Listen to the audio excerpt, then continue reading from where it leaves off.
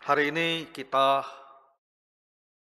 mengingat untuk anugerah Tuhan kepada semua kita, keluarga kita semua, karena kita mempunyai ayah di dalam rumah kita. Saya pikir apa yang mau kita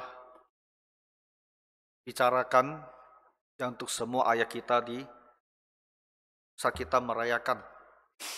Dan dua ayat di dalam kitab Filipi, di pasal keempat ayat 8 dan 9. Saya rasa ini ayat yang baik untuk menasihati semua ayah kita agar mereka di dalam Tuhan, hidup mereka bisa penuh dengan sukacita, penuh dengan anugerah Tuhan. Dan mereka bisa menjadi ayah yang baik untuk semua anak-anak dan keluarganya. Dua hal yang disampaikan oleh Rasul Paulus. Yang pertama, dia berbicara tentang apa yang harus dipikirkan. Jadi ada nasihat Paulus kepada ayah, apa yang baiknya mereka selalu pikirkan. Kemudian dia juga berbicara tentang apa yang perlu mereka lakukan. Jadi yang dipikirkan dan yang dilakukan. Saya lihat kedua hal ini, kalau kita turuti, nasihat ini kita lakukan, ini bisa membawa perubahan ke arah yang sangat baik untuk diri kita sendiri sebagai ayah. Dan juga tentu efeknya, karena perubahan dalam diri kita, dia akan membawa hasil yang baik juga untuk seisi keluarga kita, untuk anak-anak. Jadi saya mau bicarakan kedua ayat ini dalam hubungan dengan anak-anak. Nah, firman Tuhan ini, dua ayat ini sebetulnya adalah nasihat untuk semua orang Kristen. Itu untuk ibu-ibu juga, untuk semua orang Kristen sebetulnya. Tapi karena ini hari ayah, maka aplikasinya, contoh-contohnya, kita fokuskan kepada ayah. Supaya semua ayah kita bisa melihat dan memahami ayat ini dengan lebih baik. Dan mereka bisa dengan anugerah Tuhan, berubah. Melakukan seperti yang dikatakan oleh firman Tuhan ini. Jadi, akhirnya saudara-saudara, ini harus kamu pikirkan. Semua yang benar, semua yang mulia, semua yang adil, semua yang suci, semua yang manis, semua yang sedap didengar, semua yang disebut kebajikan dan patut dipuji, pikirkanlah semuanya itu. Ada begitu banyak hal yang melintas dalam pikiran kita. Dan ada juga banyak hal yang akan selalu kita pikirkan. Seolah-olah dia itu menetap, lengket di dalam pikiran kita. Dunia ini adalah dunia yang berdosa. Yang kita alami banyak hal-hal yang kita sebut negatif. Yang kita lihat juga banyak hal-hal yang tidak baik, tidak pantas untuk seorang ayah dan juga untuk seorang Kristen. Jadi pikiran kita ini siang dan malam dipenuhi oleh begitu banyak hal, begitu banyak isu, begitu banyak ingatan, termasuk hal-hal yang telah lama berlalu, dan hal-hal yang sedang terjadi. Dan hal-hal yang juga diharapkan untuk di masa depan. Apa yang kita pikirkan ini mempunyai pengaruh terhadap sikap hidup kita, terhadap kelakuan kita. Dan ini semuanya mempunyai efek dan pengaruh terhadap anak-anak kita. Karena bagaimana kita mau berhubungan dengan anak-anak, itu akan dipengaruhi oleh pikiran kita. Dan kata lain,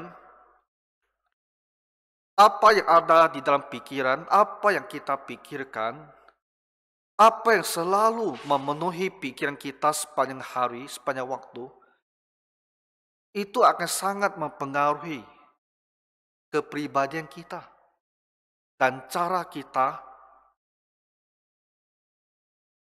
memperhatikan anak-anak kita. Dan itu pada akhirnya akan menentukan kualitas kita sebagai seorang ayah. Apakah kita ini adalah ayah yang baik, yang berkenan kepada Tuhan, ya, yang mendatangkan sukacita kepada anak-anak, atau sebaliknya kita menjadi ayah yang hanya mendatangkan pilu, kesedihan bagi anak-anak dan keluarga. Di hadapan Tuhan, sebagai orang Kristen, Tuhan tidak melihat kita ini sebagai orang-orang yang berkenan kepadanya. Jadi Bapak Ibu, saudara-saudara, pikiran kita.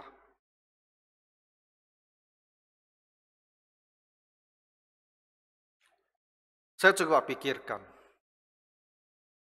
apakah mungkin semua pikiran yang negatif itu, apapun juga bentuknya, termasuk kekecewaan, termasuk kemarahan, bahkan kebencian, apakah semuanya itu bisa disingkirkan, dihapuskan dari hati pikiran kita? Apakah semua yang kita lihat, pencobaan-pencobaan yang kita lihat, sama bentuk imajinasi, pengharapan dalam diri kita, itu bisa dihapuskan? Barangkali tidak bisa. Barangkali tak bisa sepenuhnya. Nah, jadi kita perlu menata kembali apa yang kita izinkan untuk masuk ke dalam pikiran kita. Kita harus dengan sangat hati-hati menyeleksi apa yang kita boleh biarkan dipikirkan. Tentu ada pergumulan yang negatif masih akan masuk. Tapi kalau kita tak ada upaya untuk memasukkan hal-hal yang Tuhan katakan di sini, dan kita terus membuka pikiran kita kepada segala hal-hal negatif, maka dia akan membuat kita menjadi seorang yang betul-betul negatif. Membuat kita menjadi seorang yang betul-betul tak menyenangkan bagi semua orang dan tak berkenan kepada Tuhan. Jadi walaupun semua pemikiran, imajinasi yang tak baik itu masih akan masuk dan kemungkinan besar ada waktu-waktu tertentu masih akan kita ladeni dan kita pikirkan, tapi kita harus memulai dengan memikirkan hal-hal yang Tuhan perintahkan ini. Sehingga beransur-ansur pikiran kita itu berubah, hal-hal yang Tuhan inginkan itu yang kita pikirkan, dan itu akan mengubah diri kita. Dan juga dengan sebuah pengharapan. Ketika kita melihat hal-hal yang Tuhan ajarkan kita pikir adalah begitu baik, dan dia semakin kuat di dalam pikiran kita, maka perlahan-lahan hal-hal imajinasi yang buruk, yang jelek, itu pelan-pelan akan kita tinggalkan. Dan mungkin suatu waktu, jauh-jauh lebih banyak hati pikiran kita akan dipenuhi oleh hal yang berkenan kepada Tuhan. Dan ketika kita sampai di surga, di waktu itulah kita akan disempurnakan. Nah, jadi ada 7 hal yang Tuhan perintahkan yang dibagikan oleh Paulus supaya kita pikirkan sebagai ayah. Ya. Yang pertama dia katakan, saudara-saudara, semua yang benar.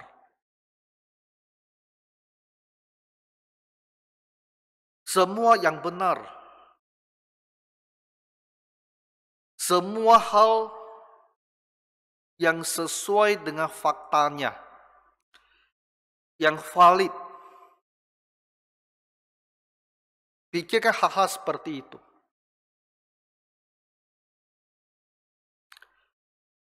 Jangan pikirkan hal-hal yang kita sebut sebagai hoax pada masa sekarang. Hal-hal yang tidak benar, yang tak sesuai dengan fakta, yang tak sesuai dengan kenyataan.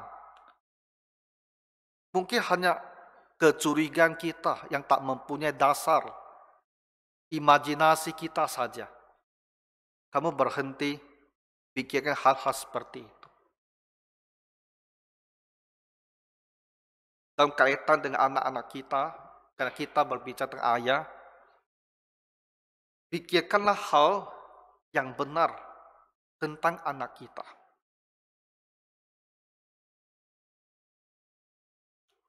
Jangan kita mencurigai anak-anak kita.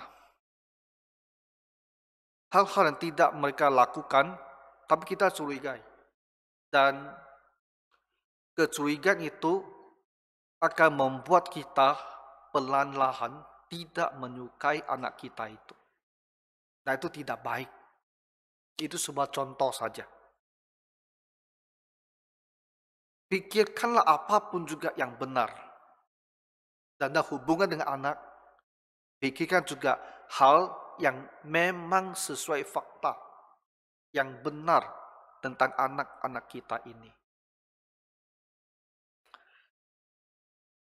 Semua yang mulia.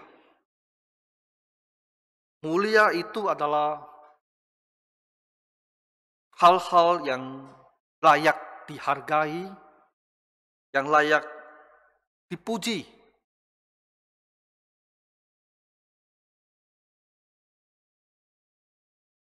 Dan kata lain,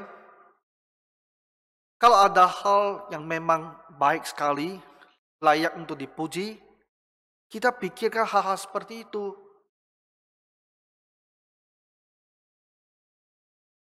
Lihat dalam diri anak kita, apa yang baik, yang layak dipuji dalam diri mereka. Jangan hanya melihat yang sering kali kita hanya melihat kesalahan anak itu, kekurangannya. Sehingga yang terjadi, kita lebih sering memarahi anak-anak itu. Itu tidak baik. Anak-anak akan jadi kecewa, bisa berakhir dia menghindar dari kita. Jadi sebagai ayah, pikirkanlah hal-hal pada anak kita yang layak untuk dipuji, sesuatu yang mulia. Mungkin anak itu dari kecil kita lihat dia tekun sekali. Kalau disuruh berdoa di rumah, dia selalu mau. Ya pikirkan, wah anak ini kalau disuruh belajar, atau kita tak perlu menyuruh dia belajar, dia selalu pergi belajar sendiri. Ya, dengan hasil studi yang baik. Hal seperti ini layak dipuji. Kita sebagai ayah, pikirkanlah hal-hal ini. Jadi coba lihat kalau anak-anak kita, apa hal-hal yang layak dipuji di dalam diri dia. Dan kita pikirkan hal-hal demikian. Jadi akan membuat hati kita itu jadi sayang sama anak itu. Dan sikap kita terhadap anak itu akan terasa. Anak itu juga merasa walaupun dia bukan orang yang sempurna, dia juga masih bertumbuh, banyak kekurangan, tapi ayahnya menghargai dia. Ayahnya bisa melihat hal-hal yang baik di dalam diri dia. Semua yang adil,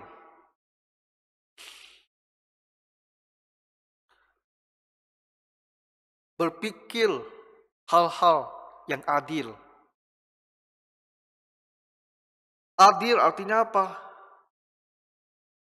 Diperlakukan sesuai porsinya, tidak berat sebelah, diperlakukan dengan tepat sepatutnya, tidak merugikan dia, ya tidak menindas. Kita harus memelihara pikiran adil ini di dalam diri kita. Dalam sesuatu kita lakukan, harus mau bersikap adil. Supaya orang tidak merasa dia itu diperlakukan dengan tidak tepat, tidak pantas. Maka dengan anak-anak kita juga harus berlaku adil.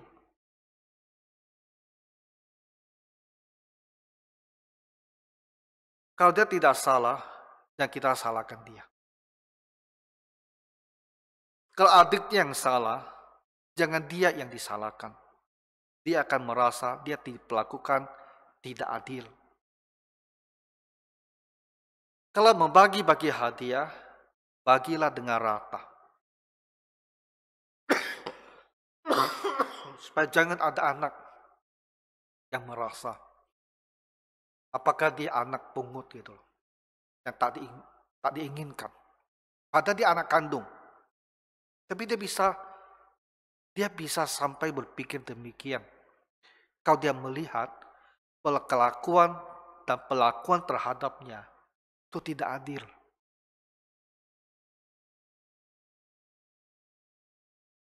Pikirkanlah semua yang suci. Nah, suci ini berkaitan dengan kemurnian moral. Kita sebagai ayah harus memikirkan hal-hal yang secara moral itu murni, suci. Kebalikannya, semua hal yang tidak bermoral jangan lagi kita pikirkan. Imajinasi itu harus kita buang. Kita lihat dalam diri anak-anak kita apa hal-hal yang moralnya baik, kita pikirkanlah tentang mereka. Ya, kalau anak-anak kita ada anak-anak yang tidak mencuri, ya, yang tidak berbohong, ya kita bersyukurlah untuk mereka, ya mempunyai nilai-nilai moral yang baik. Semua yang manis, semua yang manis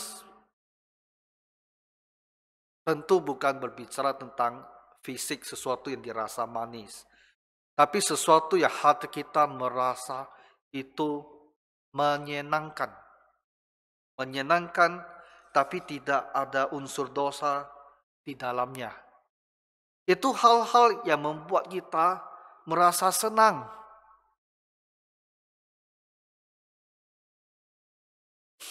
Anak-anak kita, hal-hal apa kita lihat dalam dia yang membuat kita merasa manis sekali, senang sekali. Ada anak ya, yang rajin sekali membantu ibunya. Dia suka melakukan pekerjaan rumah tangga. Dia senang sekali atas inisiatif sendiri. Ya, mungkin dia pergi sapu, dia bantu cuci piring. Bagi orang tua, kalau kita melihat ini satu hal yang menyenangkan sekali. Bukan kita tak bisa bekerja, tapi kita melihat bahwa anak itu sendiri dia mau bekerja.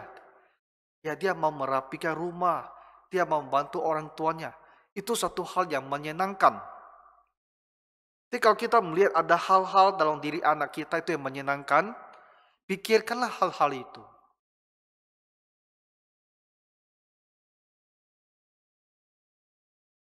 Waktu hari ayah, hari ibu, waktu orang tua, orang tahun, waktu Natal, waktu tahun baru, pokoknya anak-anak itu membawakan sebuah hadiah kepada kita,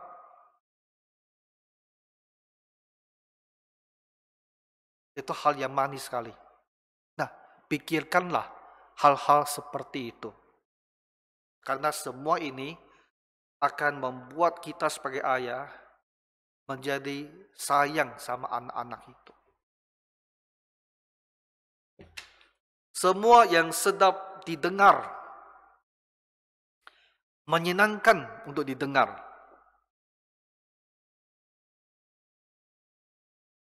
Dalam kaitannya dengan anak-anak kita umpamanya, hal-hal yang kita dengar orang berbicara yang baik tentang anak kita, nilai-nilai positif anak-anak kita, nah kita pikirkan hal-hal itu. Karena itu adalah hal yang sedap didengar. Semua yang disebut kebajikan dan patut untuk dipuji. Semua hal yang layak dipuji, yang punya standar tinggi, itu kita pikirkan. Anak kita pasti mempunyai kelebihan tertentu. Ada yang mungkin sangat bagus dalam keterampilannya, ada yang sangat pandai dalam menyanyi, ada yang sangat pandai dalam berolahraga. Anak-anak pasti ada sesuatu yang lebih dalam diri dia itu. Ingatkan, pikirkan hal-hal itu. Karena itu adalah hal yang patut dipuji. Jadi kalau diri kita, seorang Kristen, selalu memenuhi pikiran kita dengan hal yang benar, hal yang mulia, adil, suci, manis, sedap didengar, yang patut dipuji, maka kita mengisi pikiran kita dengan semua hal yang membuat hidup kita itu terasa bahagia.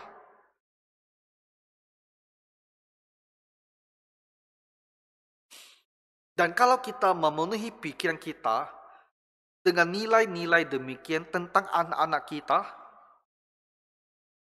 maka dengan sendirinya kita akan merasa kasih kita kepada anak itu akan terus bertumbuh. Dan anak-anak itu akan merasa juga. Sehingga dia akan semakin dekat sama kita. Dan kita pasti merasa gembira sekali. Ya kalau anak itu mendekat dan dia tidak menjauh dari kita.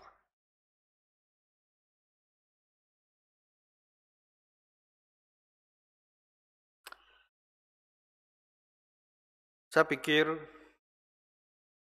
ada orang mungkin berkata, hidup ini sangat kompleks, begitu banyak sisinya. Kalau kita hanya memikirkan semua hal-hal yang baik, lalu kita tidak memikirkan hal yang buruk, apakah kita nantinya menjadi tidak waspada dengan orang lain yang mungkin bersiasat ingin menipu kita, ingin merugikan kita? Saya pikirkan, ini juga sebuah pertanyaan yang valid, ada benarnya juga. Dalam dunia yang penuh berdosa, semua orang berdosa, orang hanya mementingkan diri sendiri, egois. Kalau kita hanya memikirkan hal yang baik tentang orang, bisa juga kita dimanfaatkan. Jadi saya pikir, memang hidup ini tetap harus ada sisi waspadanya.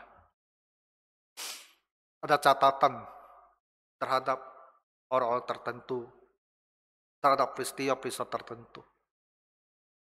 Tapi maksud saya adalah, janganlah biarkan pikiran kita itu sepanjang hari dipenuhi dengan semua catatan yang negatif ini.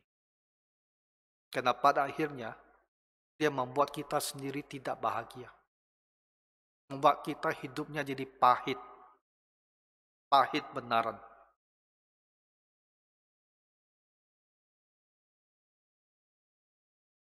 Yang dikatakan Rasul Paulus ini adalah, semua yang baik-baik ini kamu pikirkan. Jadi biar kita ikuti nasihat Rasul Paulus, kita pikirkan. Jadi bayangannya adalah sebagian besar, mungkin sampai 90% waktu dan hati pikir kita diberikan untuk hal-hal yang baik ini. Dan 10% memang kita tak bisa juga menghentikan pikiran itu melintas masuk, menghentikan juga apa yang pernah terjadi. Mungkin tak bisa kita hentikan dia. Dia akan juga datang dari waktu ke waktu. Mungkin biarkan saja 10% di situ. Untuk menolong kita hidup lebih waspada. Tapi sisanya yang 90% kiranya kita bisa berikan kepada pikiran akan semua hal-hal yang baik itu. Dengan demikian hidup kita pasti berbeda. Dunia berdosa lah. Kita belum bisa sempurna. Hanya di surga kita sempurna. Biarlah 10% itu di situ. Coba Bapak Ibu pikirkan. Ya, mau tak kita beralih dan melatih diri kita untuk mengisi pikiran kita seperti yang dinasihatkan oleh Rasul Paulus. Nah, itu yang harus kamu pikirkan sebagai ayah, yang harus kamu pikirkan bagi diri kamu dalam segala hal dan dalam hubungan dengan anak-anak. Lalu yang mau dilakukan dan apa yang telah kamu pelajari, apa yang telah kamu terima, apa yang telah kamu dengar, apa yang telah kamu lihat padaku. Pelajari, terima, dengar, lihat. Dari Rasul Paulus. Orang-orang Kristen ini apa yang sudah mereka pelajari, yang sudah mereka terima, yang sudah mereka dengar, yang sudah mereka lihat. Paulus bilang, lakukan itu. Sebagai seorang ayah, kita mau bertindak, kita mau berbuat seperti Rasul Paulus.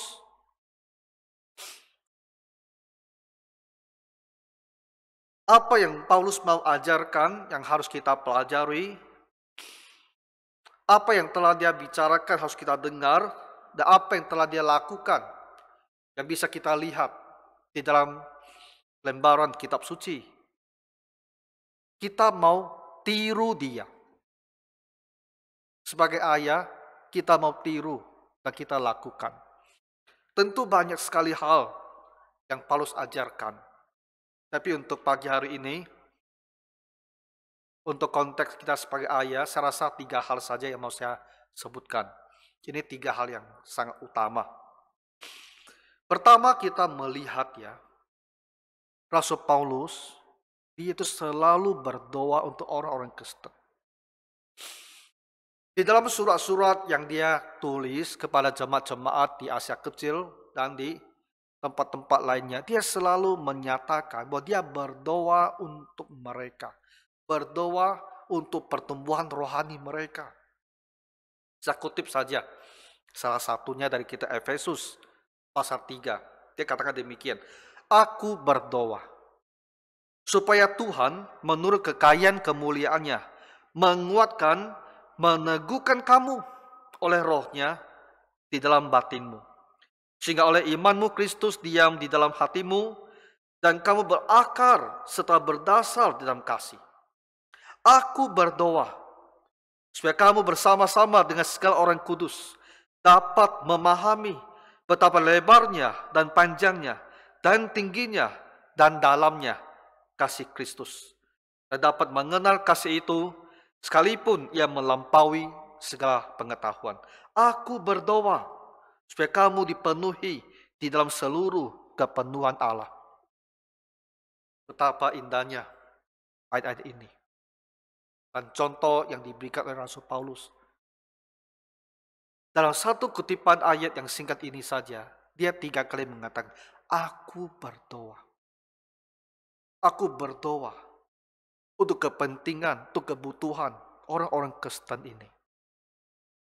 Sebagai ayah, inilah hal pertama yang harus kita lakukan.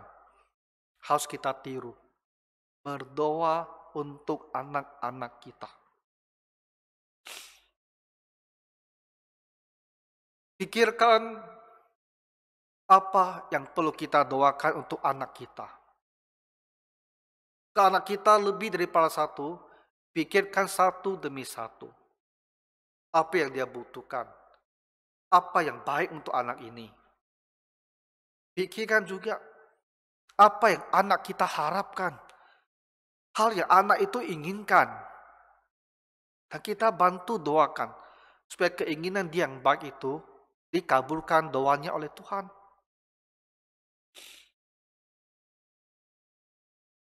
Ya untuk semua ayah, baiklah kita memulai, kalau belum pernah atau jarang selama ini berdoa, kembali berdoa untuk anak-anak kita. Asal kita mau berikan perhatian, pasti ada hal yang kita temukan untuk pokok doa bagi anak-anak itu. Pasti ada. Ini harus kita lakukan. Ya, doakan anak itu. Di gereja, sekarang kita adakan persekutuan doa pada siang hari, juga pada malam hari.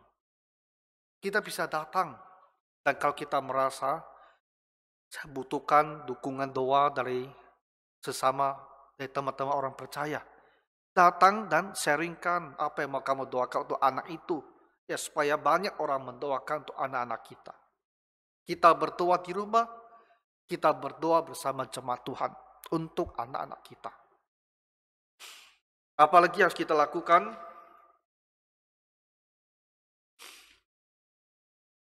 Para ayah, kamu harus bekerja. Bekerja mencari nafkah untuk anak-anak kita, untuk keluarga kita. Tak boleh urusan mencari nafkah ini kita delegasikan kepada istri.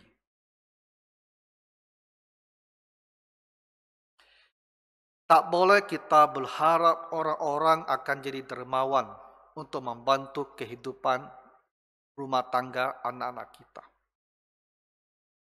Kecuali kondisi kita memang sakit, tak memungkinkan. Itu situasinya lain. Tapi kalau kita sebagai ayah, tidak ada cacatnya, sehat, kita harus bekerja. Kalau kamu berhenti bekerja dan tidak mau bekerja, semua akan meluntur. Istri akan luntur hormatnya sama kamu. Anak-anak juga akan luntur rasa hormatnya sama kamu. Kamu tak percaya, kamu coba uji. Kasih 2 tahun, kita lihat apa yang terjadi dengan sikap mereka terhadap kamu. Bekerja. Itu tanggung jawab kita sebagai kepala keluarga. Di kitab 1 Tesalonika pasal 2, Rasul Paulus berkata demikian, sebab kamu masih ingat, saudara-saudara, akan usaha dan jerih lelah kami. Sementara kami bekerja siang malam, supaya jangan menjadi beban bagi siapapun juga di antara kamu. Kami memberitakan Injil Allah kepada kamu. Ini kesaksian Rasul Paulus ketika dia datang ke sebuah tempat yang baru untuk merintis gereja, untuk memberitakan Injil Tuhan. Yang dia hadapi ada orang-orang yang belum percaya atau yang baru percaya, yang tidak mengerti banyak tentang firman Tuhan. Dia tidak mau orang-orang Kristen baru ini yang memberikan dia tunjangan hidup. Kenapa? Karena bisa salah paham. Mereka bisa berpikir bahwa Paulus melayani ini demi mendapat sesuap nasi. Dia tidak mau orang Kristen baru itu salah pikir. Karena bagi dia Injil itu tak boleh ada hambatan. Jangan sampai ada orang berpikir mereka dikasih tahu Injil tujuannya adalah untuk mendapatkan bantuan dana dari mereka. Dia tidak mau. Supaya orang-orang ini tahu dengan jelas bahwa dengan niat yang tulus demi keselamatan mereka, dia datang ke tempat ini dan beritakan Injil kepada mereka. Dia tak ada niat untuk mendapat keuntungan apapun dari mereka. Dia datang untuk memberi, bukan untuk meminta. Jadi dia bilang, kami, berarti dia, mungkin dengan Timotius, Lukas, dan lain-lainnya, dia dan para pekerjanya, kami bekerja siang malam, supaya jangan jadi beban bagi kamu. Artinya selain mereka memberitakan Injil, mengajarkan mereka firman Tuhan, mereka bekerja sendiri. Ingatlah akan usaha dan jerih lelah kami. Dia sudah full time mengajar mereka. Dia masih sisihkan waktu yang tersisa untuk bekerja. Dari kisah para rasul kita tahu, ya mereka membuat tenda untuk dijual. Paulus berikan kita teladan ini. Sebagai seorang ayah, kita harus bekerja. Kecuali kita jatuh sakit dan kondisi memang tak memungkinkan lagi. Kalau tidak, kita harus bekerja. Jadi ini hal kedua yang harus kita lakukan. Setiap orang yang menjadi ayah, kamu harus bekerja. Kalau mentalitas kita adalah saya tak mau bekerja, kamu tak usah menikah. Ya, kalau kita ada orang tak suka bekerja, kita hanya suka numpang sama orang lain, kamu tak boleh menikah. Karena kalau menikah, kamu hanya menyusahkan keluarga. Yang harus kita tiru dari orang tua, dari Paulus ini adalah kita kalau menjadi suami, menjadi kepala keluarga, kamu harus bekerja. Dan yang terakhir, mendidik. Rasul Paulus 30-an tahun dia habiskan untuk mengajar, untuk mendidik jemaat Tuhan. Dia terus berkunjung, mendatangi gereja-gereja dan mengajar. Dan dia memikirkan mereka yang tak bisa dia kunjungi di tempat-tempat yang jauh. Dan dia menulis surat untuk mengajar mereka. Dia mendidik. Kita sebagai orang tua harus mendidik anak-anak kita itu. Kita lah harus mendidik mereka. Didik mereka tentang Tuhan, tentang kehidupan orang Kristen. Didik mereka tentang cara hidup ini. Didik mereka bagaimana bisa berhasil dalam hidup ini. Didik mereka bagaimana jadi orang yang tak dibenci oleh orang lain. Jadi orang yang bisa diterima oleh orang lain. Karena kita punya sikap yang baik, manners yang baik. Kita harus didik. Saudara-saudara, dalam mendidik, ada waktunya bisa sangat berat. Karena apa? Ada waktunya anak itu tak mau dididik. Anak itu tak mau dikasih tahu. Dia tak mau. Dia menghindar. Kita sebagai orang tua dan kondisi seperti ini, mungkin merasa kecil hati. Merasa sedih dan kecewa. Mungkin merasa, aku biarkan dia saja. Karena dia sendiri tidak mau. Coba lihat bagaimana sikap Rasul Paulus. ketika ada jemaat yang dia dirikan, yang dia layani, tapi berubah hati mereka terhadap Paulus. Mereka jadi curiga bahwa Paulus ini tidak tulus. Paulus ini mau memanfaatkan mereka. Paulus berbohong sama mereka. Dan Paulus tidak mereka inginkan. Saya mau kutip 2-3 ayat untuk Bapak Ibu dengarkan. Dan kondisi seperti ini, bagaimana sikap hati Rasul Paulus ini terhadap gereja itu. Di 2 Korintus pasal yang ke-6, dia bilang demikian. Hai orang Korintus, kami telah berbicara terus terang kepada kamu. Hati kami terbuka lebar-lebar bagi kamu. Artinya hati kami itu menerima kamu. Sayang sama kamu. Dan bagi kamu, ada tempat luas dalam hati kami. Kamu itu di hati kami punya tempat luas. Kamu itu bernilai. Kamu itu kami pikirkan. Dan bagi kamu ada tempat yang luas dalam hati kami. Tapi bagi kami, hanya tersedia tempat yang sempit di dalam hati kamu. Kamu kami sayangi, kami terima, kami pikirkan. Tapi kami tidak mendapatkan yang setimpal dalam diri kamu. Hanya tempat yang sempit dalam diri kamu. Maka sekarang, supaya timbal balik, aku berkata seperti kepada anak-anakku, bukalah hati kamu selebar-lebarnya. Bisa Bapak Ibu rasakan rasa pilu di hati Rasul Paulus ini sebagai ayah dari jemaat.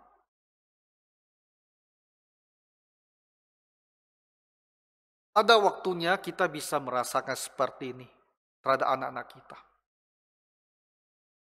Tapi sikap Paulus tidak meninggalkan mereka, tidak membuang mereka, tidak mau lagi berurusan sama mereka. Dia bilang, bukalah hati kalian lebar-lebar bagi kami. Itulah kasih sayang kita sebagai ayah, sebagai orang tua kepada anak-anak. Anak-anak tak pernah ditolak. Apapun juga yang terjadi. Karena mereka adalah anak kita. Begitulah kita harus bersikap dalam mendidik anak-anak kita itu. Jadi yang harus kita lakukan, kita sebut saja 3 hal ini. Berdoa untuk anak-anak, bekerja untuk kebutuhan hidup anak-anak kita, dan mendidik anak-anak kita. Sekalipun pada masa-masa di mana mereka menolak dan tidak mau mendengarkan. Jadi Tuhan kiranya menolong kita semua, supaya kita bisa menjadi ayah yang lebih baik bagi keluarga, lebih berkenan bagi Tuhan. Dalam nama Tuhan Yesus, ya, mari kita berdoa. Bapa Surgawi, bantulah kami semua yang menjadi ayah, agar kami bisa berubah dan hidup melakukan apa yang Tuhan ajarkan ini. Supaya kami bisa menjadi ayah yang semakin baik bagi anak-anak dan keluarga kami. Dan menjadi orang-orang Kristen yang Tuhan sukai, yang berkenan kepadamu. Dan demikian jemaat kami, gereja kami akan mengalami pertumbuhan rohani yang besar. Karena perubahan dalam diri semua ayah kami. Bantulah ya Tuhan. Dalam nama Tuhan Yesus kami berdoa. Amin.